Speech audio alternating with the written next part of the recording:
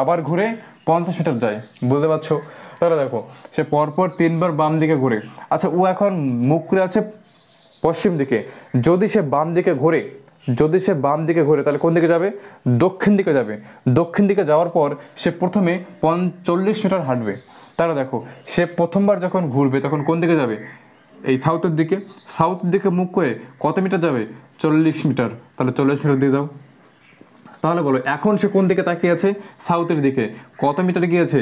40 metre গিয়েছে। এখন সে সাউথের দিকে তাকিয়ে আছে।